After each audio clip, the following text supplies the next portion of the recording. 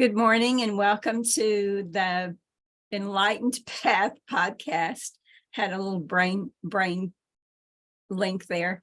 Thank you for joining us. And today I have my sister Lanita Ellision-Sene. Is it Sene? Sene. Sene. Like S-I-N. Yeah. Okay. Yeah. And I'm excited to bring her on today because she works with so many different kinds of energies, and she's got so much to share with us. And so let me tell you a little bit about her.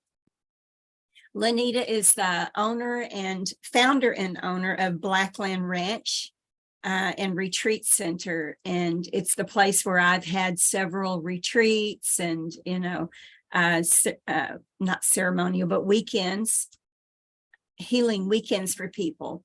So Lanita has turned this property into not only a retreat center, but also a healing center and an education center. And so she's a retired pharmacist who left the pharmaceutical industry to discover more holistic ways to be healthy and healing physically, mentally, spiritually, and emotionally.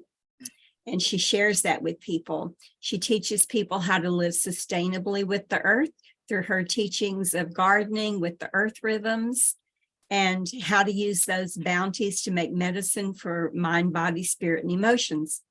So Lanita studied a lot of different modalities. I'll let her tell you about those because some of them I can't pronounce. And so I'll let her tell you about those. But she has a ton of stuff to offer out there. The retreat center has behind her, you can see what do you call that? The Ibu Hall. The retreat center is the Ibu Hall. Ibu Hall, okay. And then she also has like an African village. You can also throw a tent out there. So she's you're on Airbnb, right? Yes, and camp too, for primitive campers. Right. So, you don't have to go out there joining a retreat or anything. You can actually just go out there and be, just yourself, just throw a tent or stay in one of the African village huts. So anyway, there's so much you can do out there. So I'm going to let Lanita tell you about that. Welcome, sister. Thank you so much for joining us. Thank you for having me, and I'm glad to be here. Just happy to share. The Blackland Ranch is a holistic retreat center, as Patricia was telling you, and we have things for people. We hold space so that other people like Patricia and other healers that want to have retreats, this is a place where they can come and have that positive energy and not be afraid to do whatever it is that they do. We accept it out here. Also, I have labyrinths for meditation walks. We have healing gardens. We have nature trails. So all of these things where people can come out and find themselves. Also, like behind me is a bunch of Black-Eyed Susan. And I'm thinking, oh, this is good medicine here. And, thinking of all the herbs. So we are kind of wild looking here. We don't cut the grass everywhere so that I can forage the herbs. Some of the herbs we eat, some of them, sorry, got a little company here. Some of the herbs we eat, some of them we make medicine, some of them we make other things with, and we just use everything that nature gives us out here. And that helps us to become more whole. And that's why it's called a wholeness center. And then we teach people how to do that also. If you want to come and learn about foraging, if you want to come and learn how to make shamanic tools or how to make jewelry, how to whatever the things that I know, I'm more than happy to share. And it's a lot. It is a lot, people. Okay. It is a lot. So one of the things at one point, because do you have a YouTube? You have a YouTube, don't you?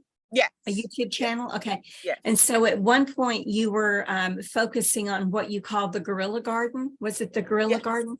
Yeah. Yes. And so I'm just gonna throw this in there and then you can elaborate on it.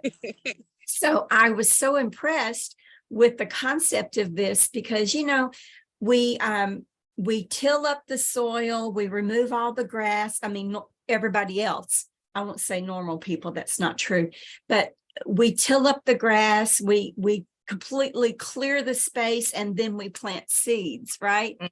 That's Well, right. no, I mean, the natural way to do that is to just let stuff grow, you know, Yes. and add to it. And so tell us about that. So we have a compost bin, and that's just some pallets that we screwed together. And whenever we have guests or also our food scraps, we throw in there. We mix in the wood shavings from the sheep pen. We mix in llama poop, grass clippings, everything. We turn that soil. But sometimes, especially in the spring when it starts raining, we don't turn it and it starts to grow. So I go in there and see what's growing, and we've gotten some nice tomatoes, melons, cucumbers. So I see the plant has gotten big enough. I'll take it out and I'll put it in a tire, or I'll put it in the ground, and we just allow it to grow. So our food actually is from the food that we've already had, and it grows, and we've gotten some really good gardens that way. So really good eating off of what came out of the compost bin. Right, right. And that is the, I want to say, organic way, right? Yes, yes. Not to try to control things, and just to let things grow in the way that they're supposed to grow. Right. Yeah. And the concept of guerrilla gardening comes from more urban centered. For people who live in the cities, you don't have a whole lot of space to grow things. So it's like, if you have a little yard, you got old tires around, you can take the tires and fill them with dirt, and they're nice planters. You can use old coffee cans and you can grow things that grow straight. So you don't have to spend a lot of money for the gardening. You don't ever have to buy dirt. You can, use what's around you and grow from what you have. There is an abundance that the earth gives us. You just have to know what it is. Right. And that's what you teach out there. That's what you share, how to do that. Yeah. And so a couple of times you've mentioned the Black-Eyed Susans. And so yes, Black-Eyed Susans want you to share. So what do you do? What is the medicine of Black-Eyed Susans? The Black-Eyed Susans, the roots are actually very good immune boosters. And the Black-Eyed Susan is actually stronger than echinacea. We all know about echinacea. We hear it, people bottle it, sell it, whatever. You can take the roots of the Black-Eyed Susan, put it in alcohol, let it sit for 6 to 8 weeks.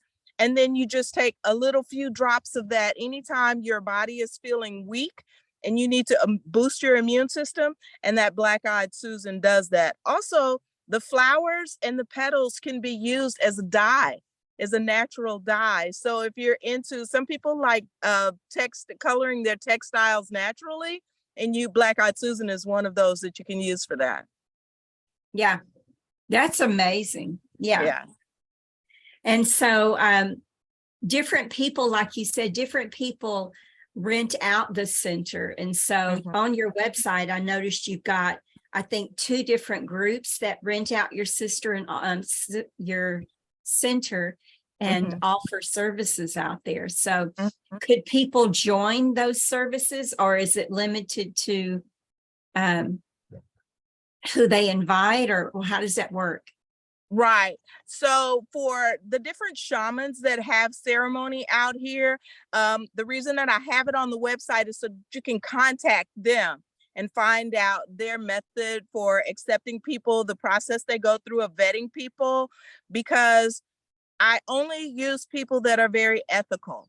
And I want to make sure that my shamans, my practitioners that come out here have checked with their people, they know, and nobody gets harmed.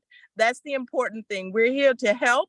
We don't want to cause any more problems. So the people that are on the website that have that do rent the space and use it for their retreats are people that are really good and they vetted their participants and, you know, checked everything out so that everything is good.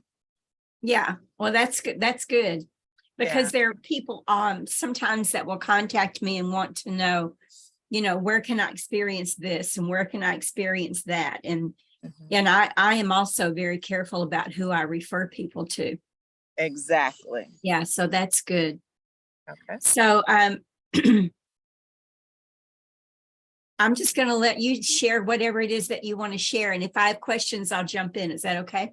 Sure. So I wanted to talk about holistic healthcare. Our healthcare system is called the allopathic medicine, and the medicine of the US and Europe is very good in that if you have an emergency, if you have a bullet wound, if you need immediate surgery, our medical system is the top for that. And it's great for it. But there are a lot of traditional medical practices and a lot of new holistic practices that are better at prevention.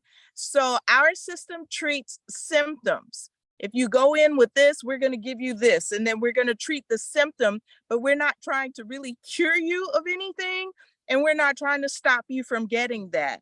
But traditional medicine, the traditional Chinese medicine, Ayurvedic medicine, indigenous Americans, they all have systems that help prevent illness. And so knowing your body and being aware of any changes that happen in your body are very important.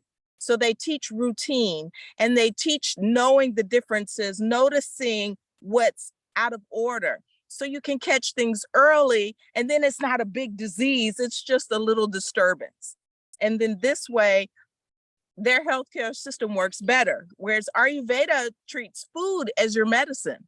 Knowing your food and balancing your food, eating things that are helpful to the body, that are moving stagnation, that keeps everything going and keeps your body in balance. And it's also, they don't believe that it's just your body, it's your mind. It's also having mental practices, physical practices, like walking the labyrinth, doing yoga, or things of this nature.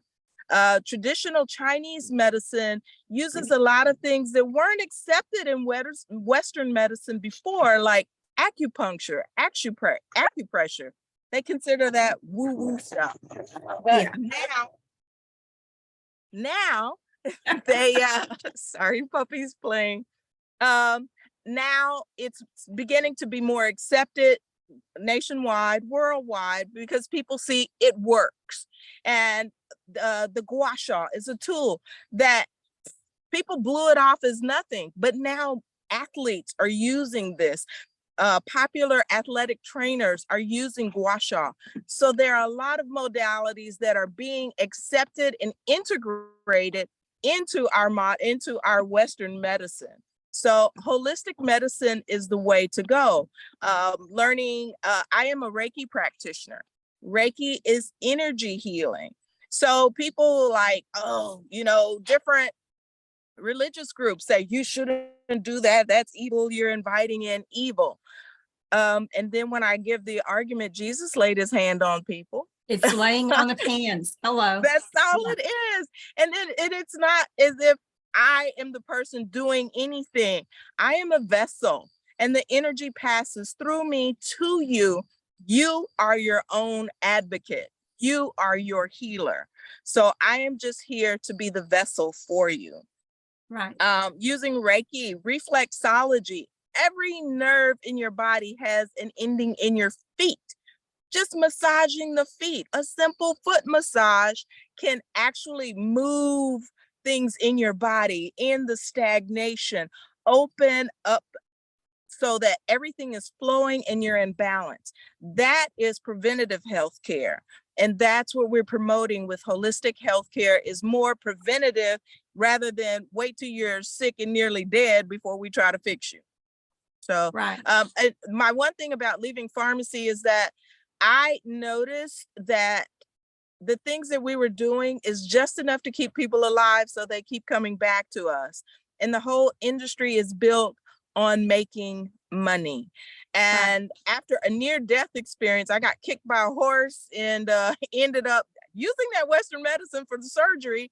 But after that, I had no muscles in my abdomen anymore. And I had to develop all this back, but I couldn't exercise. I'm a dancer. I couldn't dance. So I had to learn yoga. And I started with yoga, Ayurveda, came in with the yoga practice. I learned about meditation, crystal healing, energy light work. All of these things came into play. And once I learned it, it's like, boom, the lights are on. I can't do this anymore. I can't push these pills on people anymore because it's not the best system for helping people to prevent illness and to stay healthy.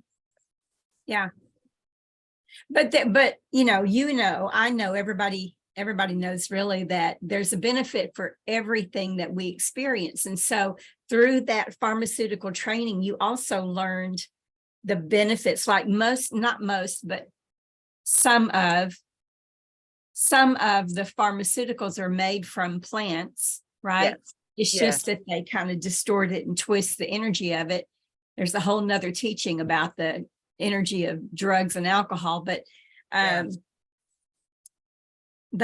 you learn the chemical properties, which is helping you do what you do now, right? Yes. And I also learned the practices because I was a compounding pharmacist, which means that if the medication isn't made by a manufacturer, some things we would have to make in the pharmacy. So I learned how to do that. And that helps me with making medications from the herbs. There's an herb out here called Life Everlasting, also Texas cudweed, or anyway, it's something that indigenous people used to smoke, and they would smoke it to take care of bronchitis and coughs. Well, I'm not a smoker, so I'm like, okay, how can we best use this? So because of my pharmaceutical background, I took the plant, dried it, and made it into an incense. So now we can use this incense, and you're still inhaling the smoke. You get the benefit of it, but it's not like smoking it right directly into your lungs. So just practices like this that have the being a pharmacist has taught me how to make the medications, even using herbal medicines and roots out here. Right. A better way to do things. Yeah. So is that lamb's quarters? Is that the same thing as? No, the lamb's quarter is the mullein. I have some of that growing out here too. Okay. And that one is fantastic for the lungs too. But the Life Everlasting, there's another name for it that they call it here. Oh, rabbit tobacco.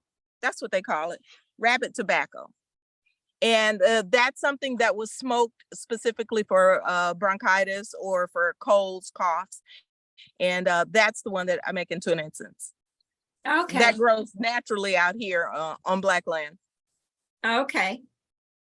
Yeah, there's a lot that, and I love the fact that you just let things grow, that you don't mow the whole place, that you just let it grow, because at one point I had sage growing everywhere here on my property, and it got mowed so many times on purpose by somebody that we won't name. And so it stopped growing, and I really grieve that. So I've got one little spot out there that I've threatened everybody's life if they touch. That's right. And so it's my little piece of heaven out there, that I just let grow wild, and whatever comes up in there comes up in there. And so it makes me happy just to look at it out the window sometimes when I can't go out there. But so when I've been to your place, the stars at night are amazing. So for me, it's one of the biggest selling points, of your place, is that you can go out there and just be amazing, and just enjoy things. But what else were you going to share with us today? You have so much to share, so I'm sorry for interrupting you. No, I just not get a problem. excited. you know, that the thing you just mentioned about the stars, that is one of the wonderful benefits about being out here, that we do have a lot of open area, and full moons are just so fantastic, so energetic out here. And so people need to know that even in holistic healthcare, being in nature is a big part of it. Just being outside, getting fresh air, breathing. And then if you are a person that likes crystals or has crystals, that full moon is the time. Put your crystals out there, let them get charged up, because nature provides everything that we need. You just need to know the time to use it in. So all working with the elements that grow out here, and when they grow, and we don't call anything weeds, we call them volunteers. They Okay. they volunteered to grow out here. And sometimes if you are by your home, you'll see things growing. Sometimes those things grow because you need them, because that is actually medicine for you. And so it is good just to let things grow, you know, a little bit, and see what's growing, and see if that's something that may be beneficial to you. So if you're curious about it, there are a lot of different plant identification websites. There Texas A&M or any of the agricultural universities, whatever state you're in, they have a guide for all the plants that grow locally. So if And you're there are not, phone apps too. There's yes, an app for plant identifier. Yeah. yes. And if if you want to know what it is that's growing around you, you can check those apps, you can check the college websites, whatever, and find out what it is. I have trees growing in front of my house, and I tried and tried and tried to kill those trees, and they keep coming back.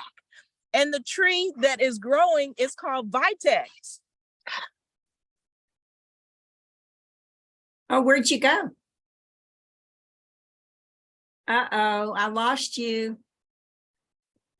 So we're not going to close out. We're just going to give her a minute to log back in. And I'm going to message her.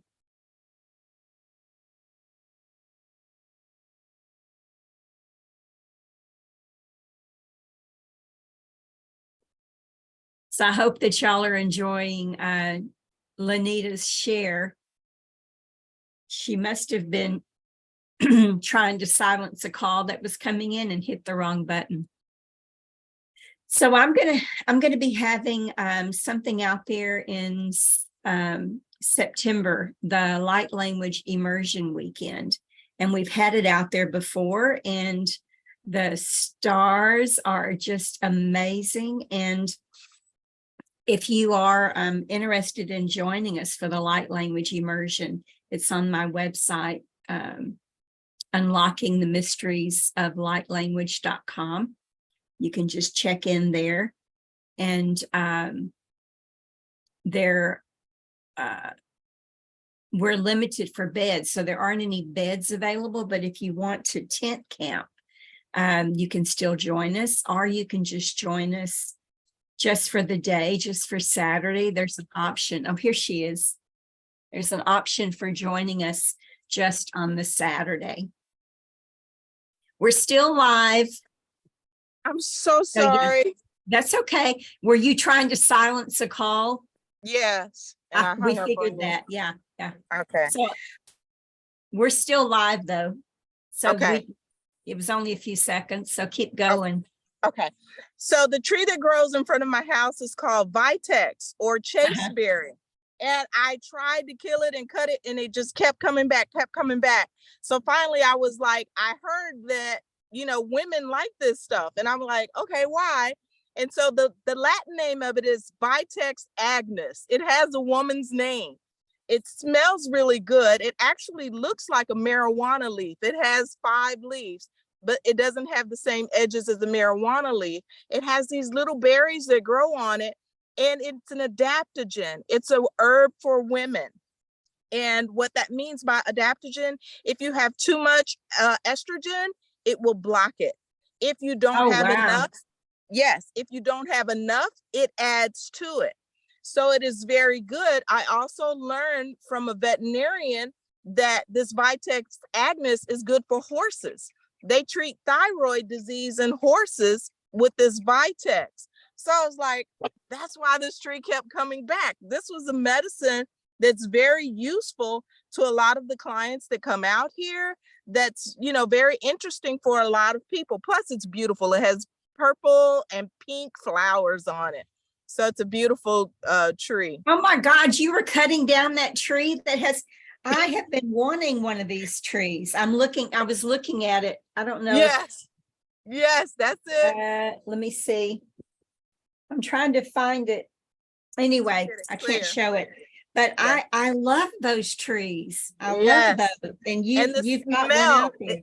It smells so nice, but it just grows and grows and grows. We had a large fire out here.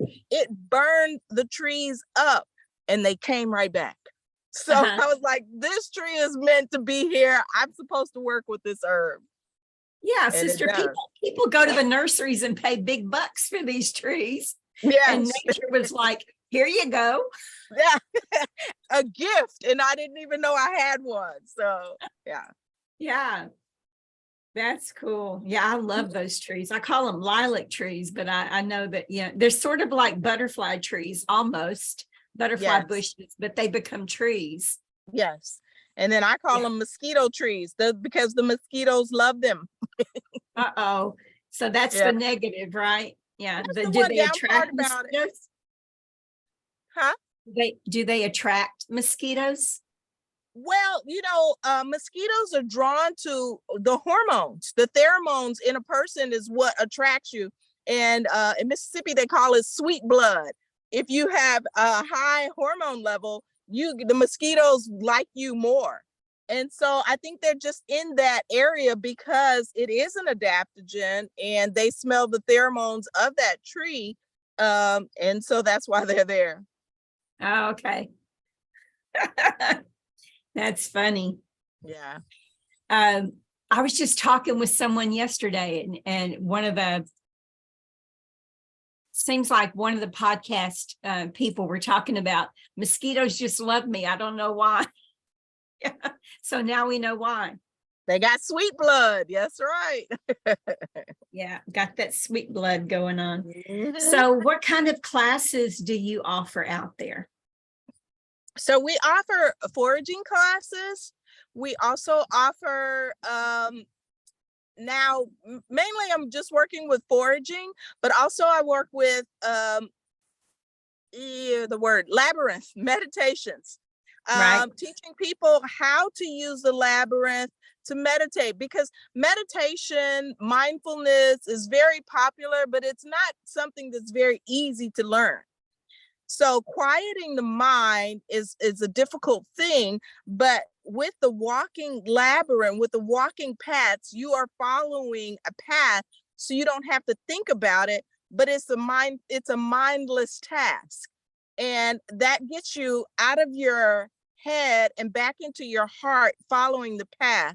When you finish walking the labyrinth, you're like, wow, for however many minutes it took me to walk that, I just was out of it. I didn't have any problems. I wasn't thinking about what's next or what I didn't do.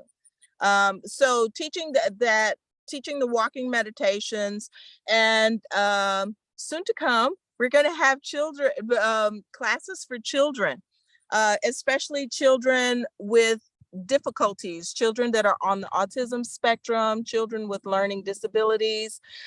We find that the labyrinth is good for those kids, and also teaching them poise, spinning poi. Spinning poi is great for them. So that is developing. I'm working with a behavioral therapist, and we're developing a class for that too. So stay tuned.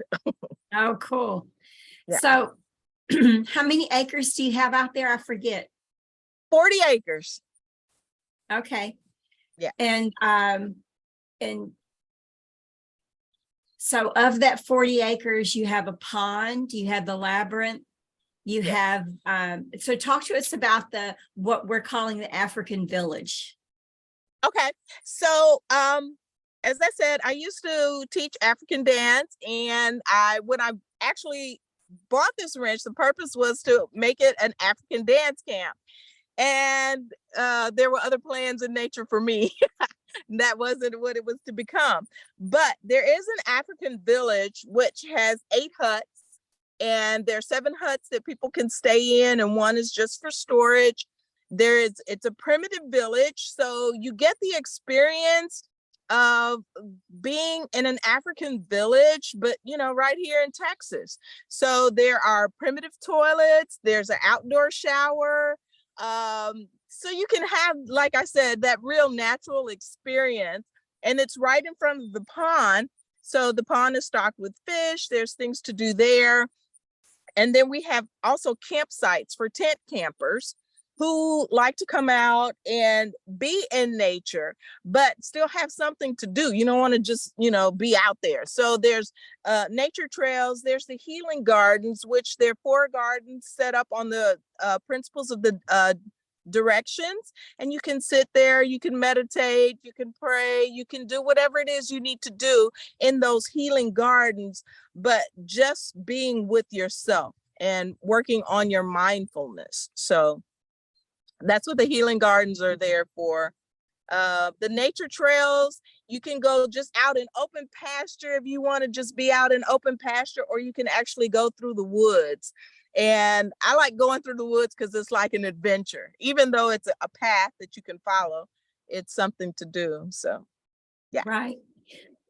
And so in that moment where we had a disconnection, I was sharing with people that we'll be out there in September for the light language immersion. Yes.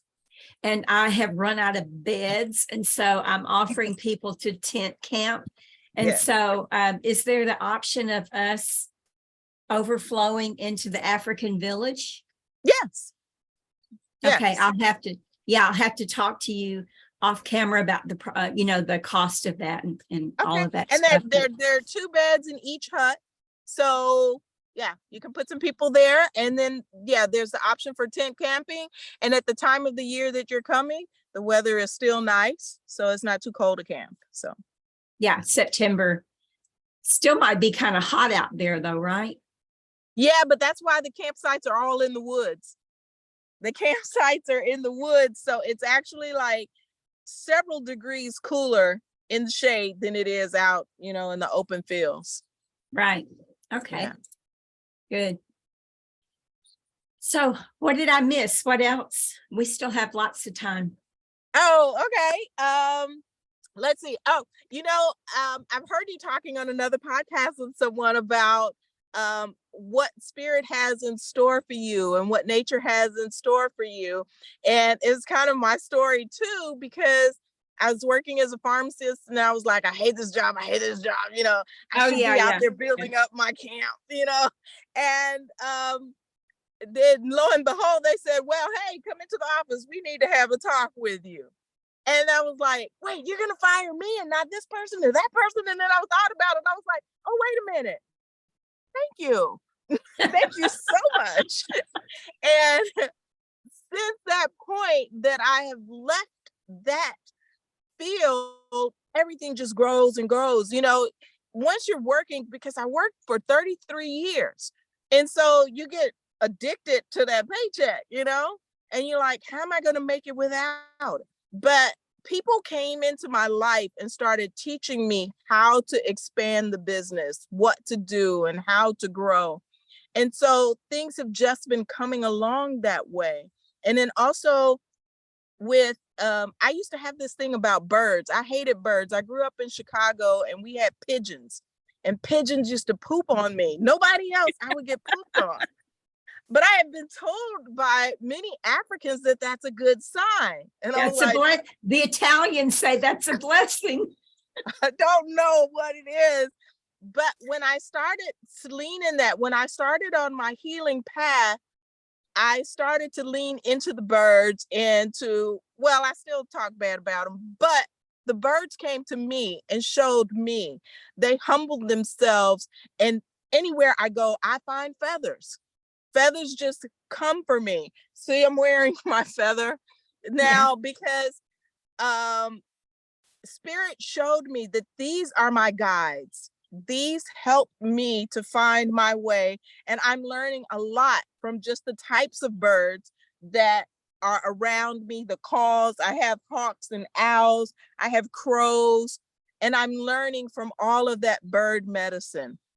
So again, this leads us back to the holistic medicine where everything is part of your healing journey, and learning to accept that, be aware of it, notice it is really important.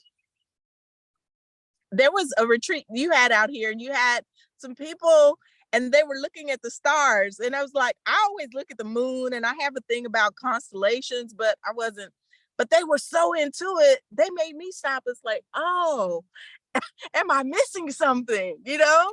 There were And UFOs, sister. Did I you not see them? know, They have a lot of UFO activity out there that weekend. oh my gosh. But just since then, they have made me sit out at night and just watch the skies, Yeah. watch the stars, say, is that a star? Is that a satellite? Or somebody watching me or what? You know, there's a lot of activity going on at night. And I've Yeah. learned to appreciate it by learning from others that already appreciated it. Yeah, So it's because you're growth. immersed. Yeah, you're immersed in it and it's just natural to you, Right. right? You know, it's not that you don't appreciate it, but it's just natural to you. And then some of us come out there and go, oh my God, is that really a star? Because we can't see it where we live.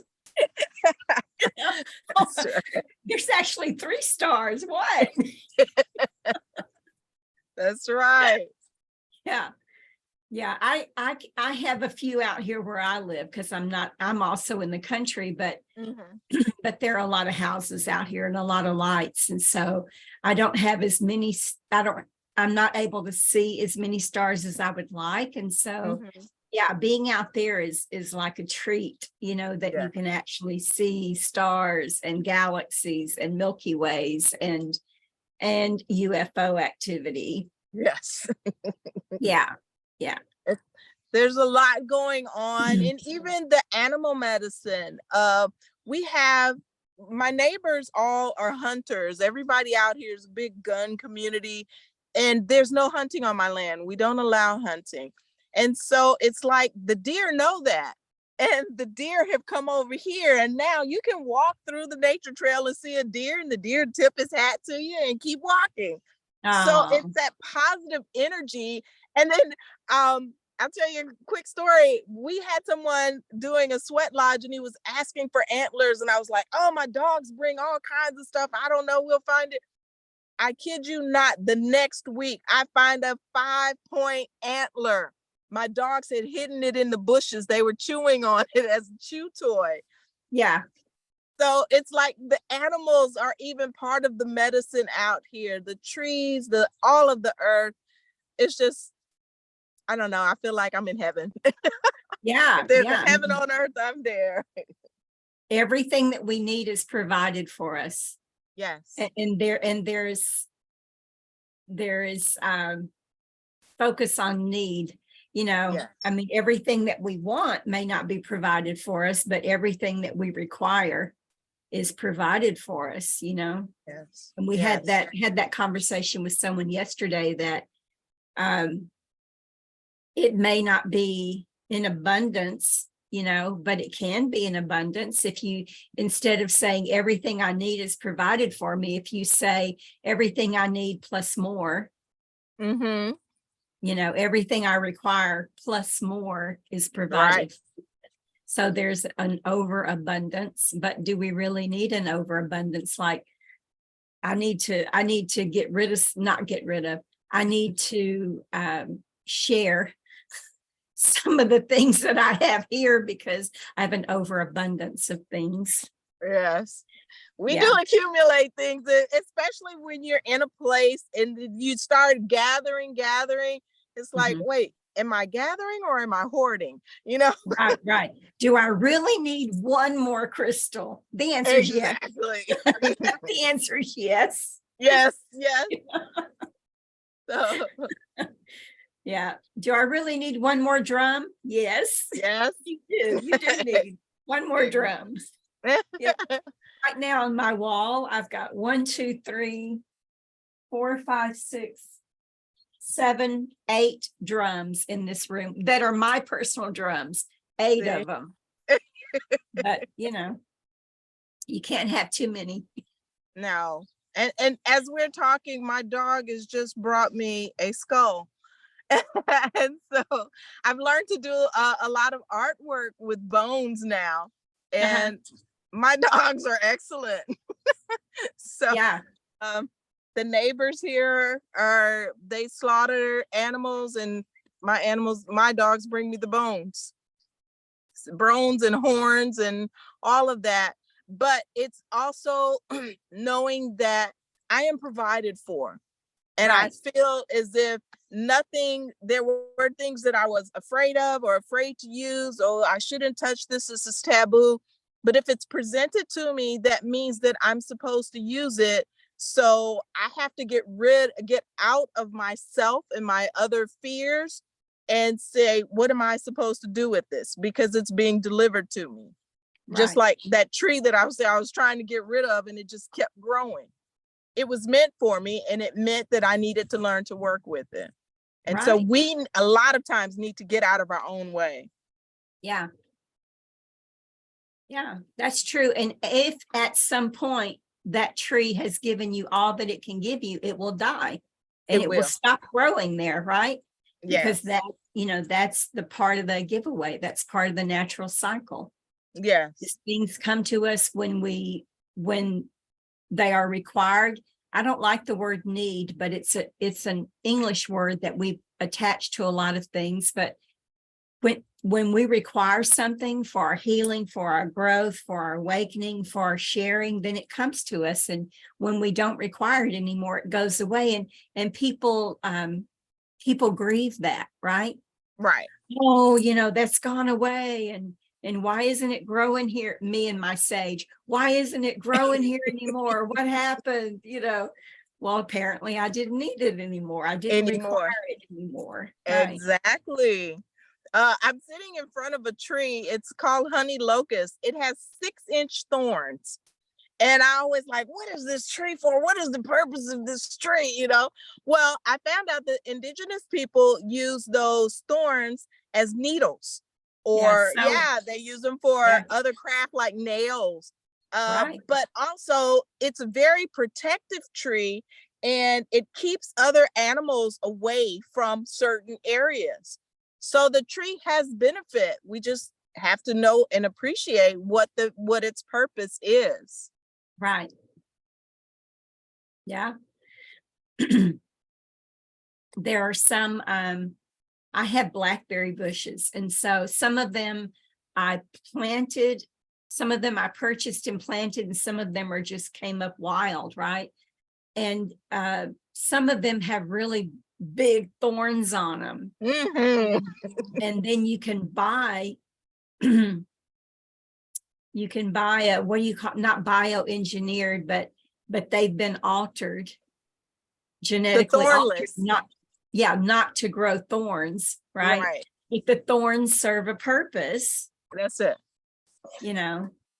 And we call those the brambles that grow out here. I mean, they are just big patches. But I've learned that the brambles grow where there's water. So if you want to know where the water is on your land, or you see a patch of those blackberries out there, you know that that's a good water pool right there. And those brambles make the best jam. Oh my gosh. Oh yeah, because the berries are full of water, right? Yes. And And they're they really are sweet. so good. Yeah. And I've noticed that the ones that I purchased and planted that were thornless, the berries aren't as sweet. They're kind of tart or kind of sour, versus the ones that have thorns, that are full of water. So yeah, there is a difference when you alter something to make your life more comfortable. We learned with the first time we saw these blackberries, we had to go way into the woods to get them, and we didn't know about chiggers. Oh my goodness. Oh man, we learned about chiggers real quick. And so it's like, never, we're not eating any more blackberries. But then I started to notice that you don't have to go way into the woods to get the blackberries. They grow right along the fence line because the birds eat them and drop the seeds there.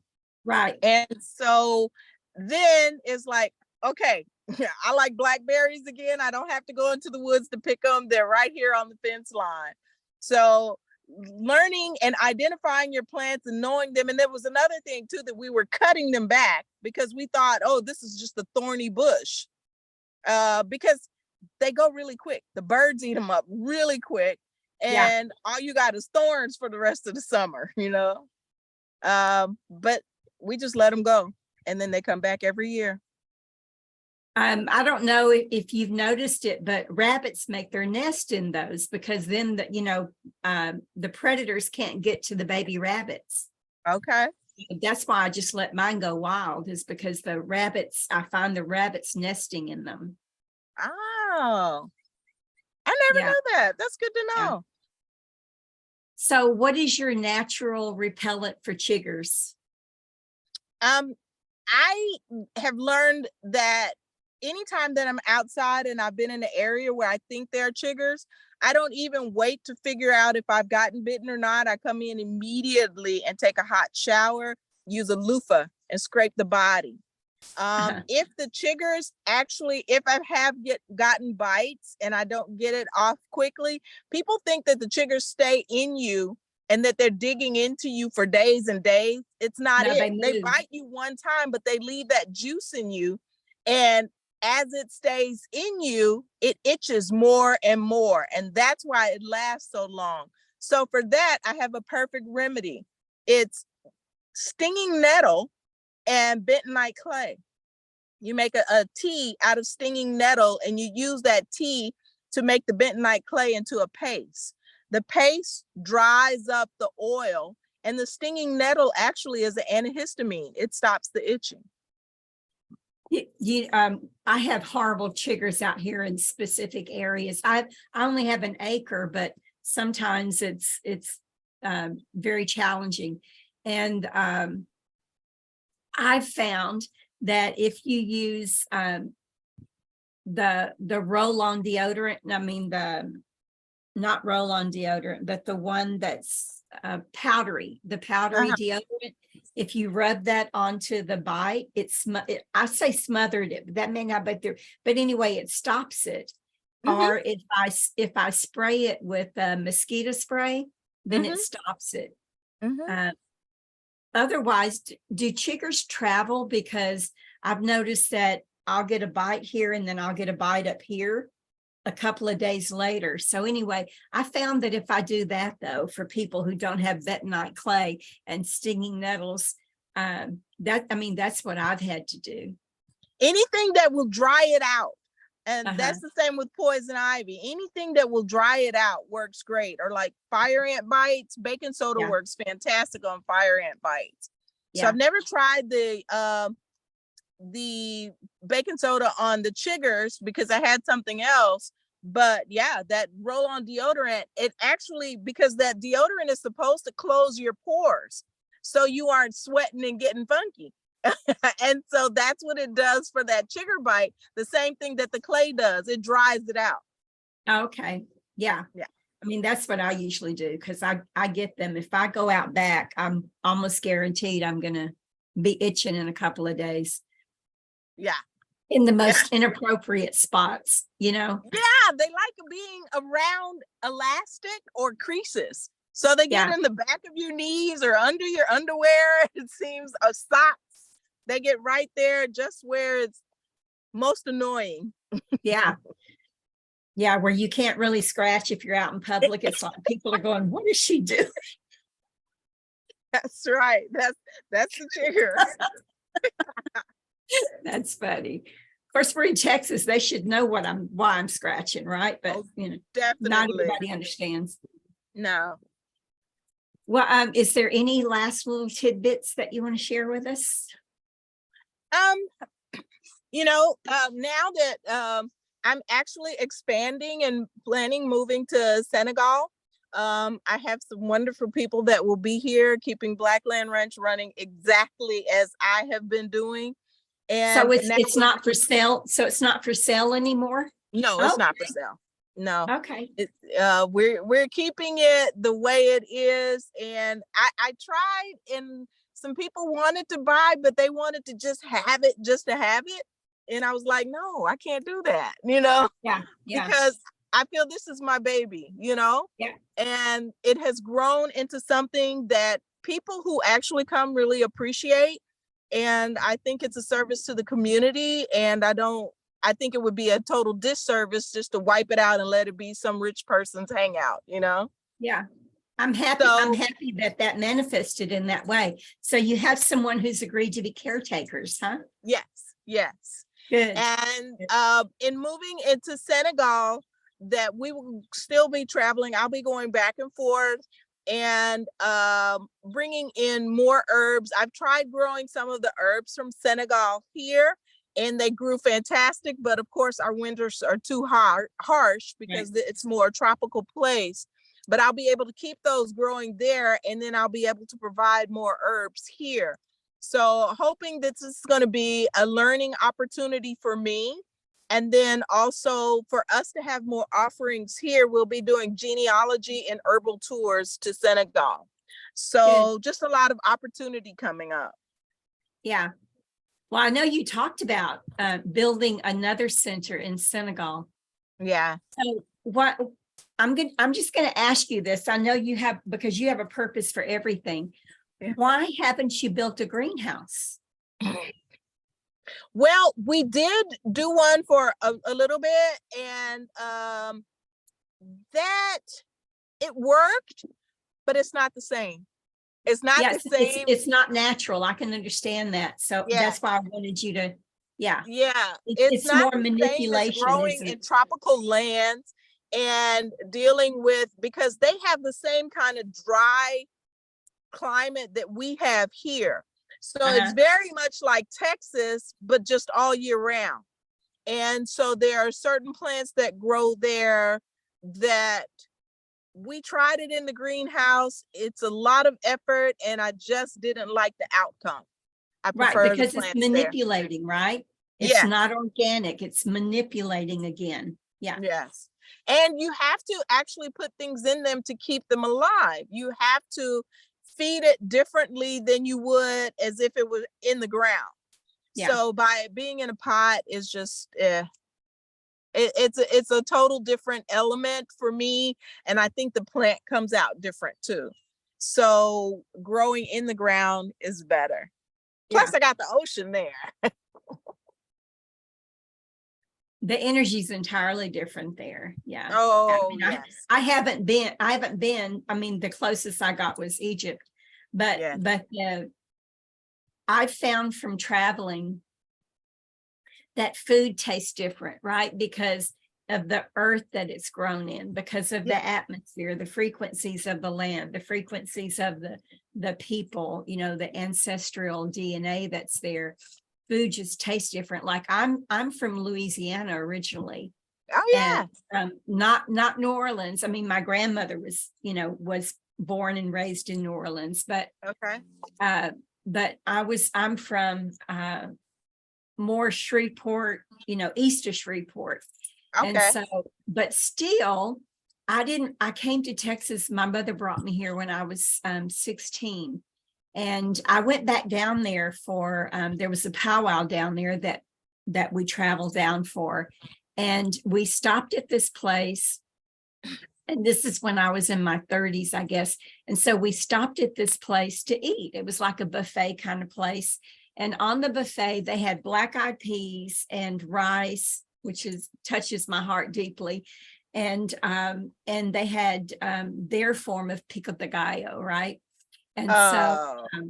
so I thought I was going to make myself sick, because it was like, oh my God, I remember this taste, Yes. because it doesn't taste the same in Texas. It just doesn't, And so I thought, okay, now I get it, Yes. now I get food of the land. And when I Yes. go to the UK, the bread there, I mean, the foods there are different, but Right. in comparison, here, when you buy bread, even if it's fresh baked, my body reacts to it in a particular way, right? Mhm. But when I eat bread over in the UK, Mhm. my body is so happy. You know, it's Yes. like, oh, thank you so much for giving us this, you know? And so I can only imagine, you know, the food in Senegal and how it works with a Mhm. person's body, you know? Mhm. It's, food, like I said, I believe in food is your medicine and prevention for everything. And Right, when it's balanced correctly, the things that they pair together, it's all for a reason. And you notice that. And then it's also different when you have food where you put it in an electric food processor, or there you see someone sitting down pounding the herbs together. The right. peppercorn is pounded in with the onions and everything, and it tastes so different. Mhm. So it's an appreciation that you can only have once you've traveled and tasted in different lands how they prepare their food. And then you either appreciate theirs or yours, but you definitely notice the difference. Yeah. Mhm. I mean, something as simple as onions from this geographic location versus onions from Oklahoma or onions Yes. from, you know, Kansas. I don't care, but Yes. potatoes. Okay. So I have to tell you this. Yesterday, I made mashed potatoes and they had no taste Oh, whatsoever, no matter what I put in them. They were so bland. And I can wow. only imagine because they may have been GMO. I don't know. Yes. You know, I Yes. bought them from Walmart. So, I mean, but those potatoes had no taste. Yes. And And and that's a thing that we have to be aware of. That's why mhm, seed saving is so important. When you get foods that actually have seeds in them, saving those seeds. If you get some potatoes that are good, save those potatoes because the potato is the root itself. yeah, And growing our own is so important because they are modifying the foods and they are making things, like our bread, they make it from wheat, just like they use the same wheat where you said in the UK. But they add so much gluten to our bread so that it doesn't mold anymore, so that right. you can keep it for 2 months, and it doesn't go bad. So it makes it a big difference what we Yeah, have, what we grow. I was listening to a young man. I'm going to give him a shout out. Let me see if I can find this book. Oh, I don't know if I can find his book. But there's a young man. He actually is from here in Texas. Hold that thought. Okay. What did I do with his book?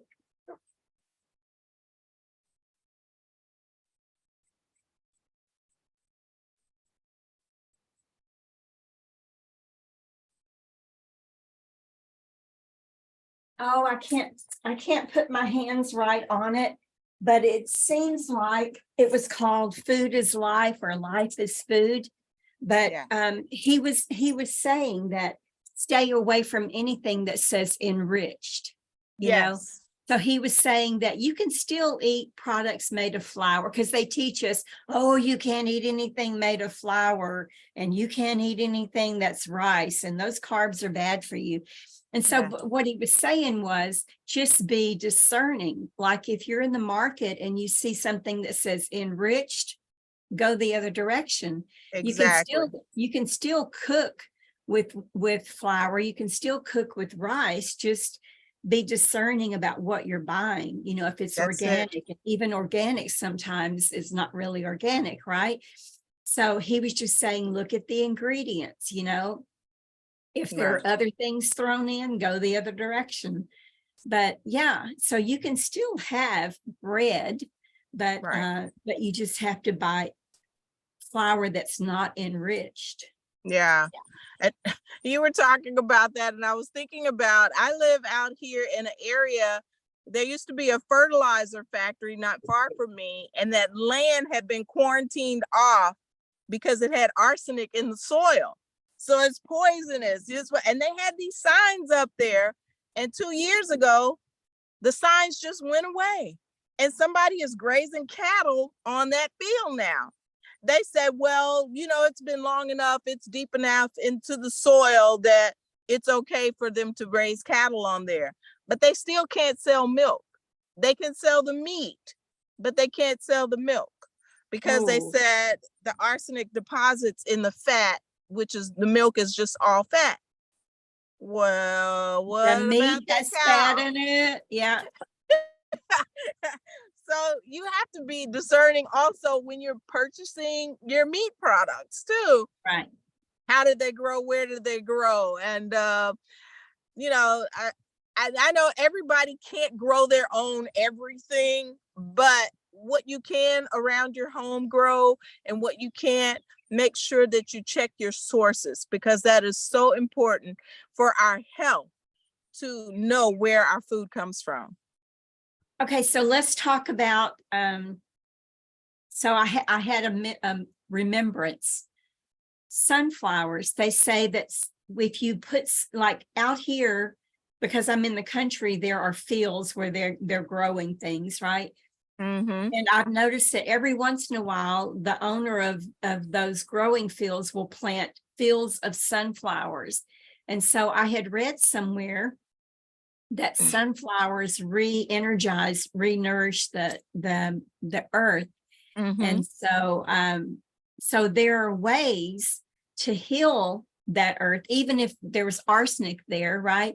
There are ways to heal that and to replenish it and re-nourish it and make it healthy. One way is prayer, of course. One way is, energetically to go in and because everything is energy, even arsenic. Yes. And so, there are ways to cure yourself of being poisoned without taking pharmaceuticals, right? Exactly. And so sunflowers is one of those ways. So what other ways do you know in order to heal and re-enrich growing earth where you grow things specifically? There are lots of plants that detoxify the soil, and the sunflowers are really good ones. The docks are another, like yellow dock, curly dock. They help to detoxify the soil. And there's like different books depending on what element is in the soil, because sometimes it's iron that's contaminating the soil, sometimes it's arsenic, sometimes it's other poisons. And so it just depends on what the element is in the soil. But there are plants that do help to detoxify that. And even though that they say that the arsenic stays in the soil, what those plants do is help push it down low enough so that it's below the water table, so that it doesn't come up in the nutrients of the grass. And so the animals can eat it. Yeah. Okay. So it is possible to detoxify the soil. Right. And you said there are guides out there, on the internet. Yes. Okay. Yeah, there are guides telling you, especially if you find out because there's another area that's not far from here that they do commercial farming. And so they use large scale pesticides. So for those pesticides, for the people that live, I have a friend that lives like right next to one of those commercial farms, and she's trying to grow organic. And it's it not blows organic. over. Yeah. That's in your water table. So you have to know this. And then there are different herbs or plants that you can use that help to detoxify that soil. Right. So, but you have to know what the poison is too. You have to know what they're using. Mm-hmm. And so that brings up an important point. So people who are looking to be sustainable, people who are looking to purchase land and be sustainable on it, they need to be cognizant of what's around them. They need to do research on the property. What was on this property before you decided to buy it? There's sources telling me up to 50 years. I don't know about that, but up to 50 years, who lived there in the last 50 years and what was done on that property. That's You right. know, because there were points of time when people buried cars, for goodness sake. I mean, they honest out in the country, yes, they I buried have a tractors, trailer they buried on my buried property. cars. Yeah, yeah, Before I bought this property, the people that were living here, they were going to move a trailer out here, and they were welding in the water pipes, and they burned it up. So rather than get rid of it, they had somebody come in with a dozer, dig a hole, and they literally buried the trailer in the ground here. right, So, right. And so that is there, and yeah, that is affecting everything that grows there, right? yeah, The metal, you know, yes, the toxins of the metal, the iron, the the whatever, paints, whatever. yeah, Yeah, yeah, the paint. Yeah, hmm, the lead. yeah, So yeah, one needs to really do their research too on the property that they're buying. I mean, if you're just buying to live there, that's one thing. But if you're buying to grow things there in order to right, feed yourself and your family, you need to really be aware and do your research and not hmm, just go willy-nilly. Oh, this is a pretty piece of property. right. And a lot of people think that they circumvent that by doing raised beds. But if you are doing raised beds and you go to Home Depot and you buy the soil, you're not doing yourself any good. You don't Make know your where it own comes dirt. from. Right. Make your own dirt, grow your own compost, Yeah. because you know what went into that soil. But a lot of the things that you buy from the soils that they have, the big commercial, there are a lot of artificial articles in that soil. It's not all just natural soil. Right, So right. make your own dirt.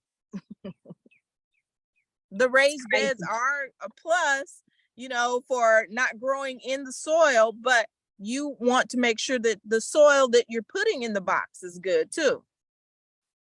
So how do you make your own dirt though, sister? Say I have 1 acre here. I mean, Right. it's not feasible for me to take dirt out of, then there's an open spot. So how do you make your own dirt? Talk to us about So, that. okay. So on a small place, you have like, in our hardware store, they sell burn barrels, or you can get a big barrel, right?